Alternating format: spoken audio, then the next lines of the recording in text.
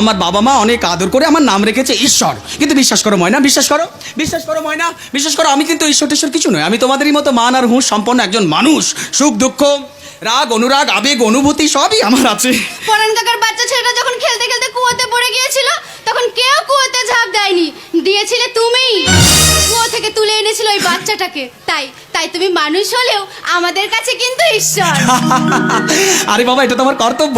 অসহায় মানুষের পাশে দাঁড়ানোটা আরেকজন মানুষের কর্তব্য হওয়া উচিত। কিন্তু আজকালকার দিনে কজন মানুষের মধ্যে এই কর্তব্যবোধটা আছে বলো তো? এটা তুমি একদম ঠিক কথা বলেছো ময়না, একদম ঠিক কথা বলেছো। দেখো ময়না, যত দিন যাচ্ছে না, আমাদের এই সমাজের মানুষগুলো কেমন যেন স্বার্থপর হয়ে যাচ্ছে। দয়া নেই, মায়া নেই ভালোবাসা, দায়বদ্ধতা। সম্পত্তির জন্য ভাই ভাইয়ের বুকে বসিয়ে দিচ্ছে ছুরি। স্ত্রীর কথায় স্বামী নিজের সন্তান হয়েও নিজের বৃদ্ধ মা বাবাকে রেখে আসছে বৃদ্ধাশ্রমে। প্রেমহীন সমাজে প্রেমিকাকে ধোকা দিয়ে পালিয়ে যাচ্ছে প্রেমিক। চাষি ভাইরা হাড়ভাঙা পরিশ্রম করে ফসল ফলাচ্ছে, কিন্তু তারা তাদের ন্যায্য মূল্য অধিকাংশ ক্ষেত্রে পাচ্ছে না। অথচ একদল কালোবাজারি ব্যবসাদার সেই ফসল সস্তাতে কিনে নিয়ে গিয়ে বাজারে কালোবাজারি করে আকাশ ছোঁয়া দামে 10 তলা বাড়ি বানাচ্ছে।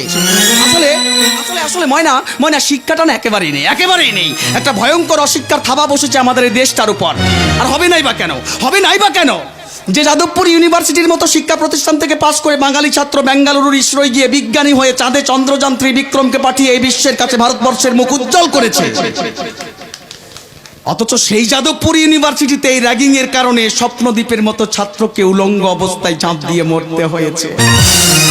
দর্শন ঈশ্বর হতে পারে আমার দর্শন। আমি এই দর্শনকে নিয়ে বেঁচে থাকতে চাই ময়না, বাঁচিয়ে রাখতে চাই এই গ্রাম বাংলাকে। দেখো ময়না, আমাদের দেশে ভারতবর্ষকে ভারত পিতা রূপে দেখা হয় না, দেখা হয় কি ভারত মাতা রূপে। কেউ বলে না ভারত পিতা, সবাই বলে ভারত মাতা। কিন্তু আমাদের দেশের মায়েরা বোনেরা সত্যি কি সুরক্ষিত? মহিলাদের নিরাপত্তার দিক দিয়ে ভারতবর্ষকে বিশ্বের 4র্থতম বিপজ্জনক দেশ রূপে চিহ্নিত করা হয়েছে। নারী নির্যাতনের নিরিখে ভারতবর্ষে প্রতি 13 মিনিটে একজন করে নারী নির্যাতিত হচ্ছে। কিছু সংখ্যক পুরুষ হায়নার মতো নখ দাঁত বার করে ক্ষতবিক্ষত করে দিচ্ছে এই নারীকে। আর এই হায়নারা থেকে রক্ষা পাচ্ছে না 6 মাসের শিশু থেকে 80 বছরের বৃদ্ধাও। সভ্যতার উন্নতি হয়েছে ঠিকই, কিন্তু আমরা আলোর দিকে না গিয়ে ক্রমশ অন্ধকারের দিকে তলিয়ে যাচ্ছি। রাত হোক বা দিন হোক, কোনো সময় আমাদের দেশে নারীরা সুরক্ষিত নয়। আরে বাবা, যে দেশে মুখ্যমন্ত্রী থেকে রাষ্ট্রপতি মহিলা, সে দেশে কন্যা সন্তানের প্রতি আজও এত অবহেলা। আরে বাবা, কুকুর বেড়ালো তাদের কন্যা সন্তানকে বিপদের সময় মুখে করে অন্য জায়গায় নিয়ে যায়, কিন্তু মানুষ এমন বুদ্ধিজীবী প্রাণী, কন্যা সন্তান হলে তাকে ছুঁড়ে ফেলে দেয়। এই যে কিছুক্ষণ আগে কয়েকজন ছেলে তোমার সম্মানহানি করার চেষ্টা করছিল, কিন্তু তুমি তোমার নিজের সম্মান নিজে রক্ষা করতে পারোনি। তার জন্য একজন পুরুষ মানুষের প্রয়োজন হয়েছে। তার কারণ তুমি একজন মেয়ে। এটাই তোমার সব থেকে বড় অপরাধ। তুমি একজন মেয়ে। তার কারণ একজন পুরুষ মানুষ অবিবাহিত হয়ে সারা জীবন সুখে দিন কাটাতে পারে, কিন্তু একটা মেয়ে সেটা পারে না। বড় অদ্ভুত এই সমাজ। এই সমাজ ছায়া চায়, কিন্তু কেউ গাছে লাগাতে চায় না। সব বাবা মা নিজের মেয়ের সুখ চায়, কিন্তু বৌমার সুখ কেউ চায় না।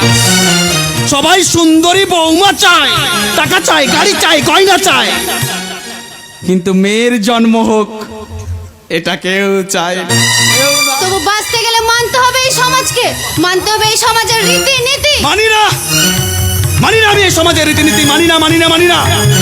যে সমাজ জ্যান্ত সাপকে পিটিয়ে মেরে পাথরের সাপকে করে পুজো, যে সমাজ জ্যান্ত ইঁদুরকে মেরে পাথরের ইঁদুরকে করে সম্মান, যে সমাজ জ্যান্ত হনুমানকে লাঠি দিয়ে তাড়িয়ে পাথরের হনুমানের কাছে ফল প্রসাদ দিয়ে যায়, যে সমাজ জ্যান্ত মা বাবাকে খেতে দেয় না, অথচ মৃত মা বাবার ছবিতে মালা দিয়ে লোককে খাওয়ায়। আমি মানি না এই সমাজের রীতিনীতি, মানি না। তবু আমি বেঁচে থাকতে এই বন পলাশের প্রতি কোনো নারীর অসম্মান আমি হতে দেব না। এই সমাজে যে সমস্ত পুরুষ মানুষ মেয়েদের ভোগের বস্তু, কামনা নিবারণের যন্ত্র ছাড়া কিচ্ছু মনে করে না, নারীকে যারা অবহেলার বঞ্চনার শিকার মনে করে, নারীর মান সম্মানকে কলুষিত করে উল্লাস সমাজের মাথা হয়ে দাপিয়ে ঘোরে, এই সমাজের ভিড়ে লুকিয়ে থাকা সেই সব ভদ্রবেশী জানোয়ারদের খুঁজে বের করে আমি নিজের হাতে তাদের বিচার করব। ঈশ্বর, তুমি কি সত্যি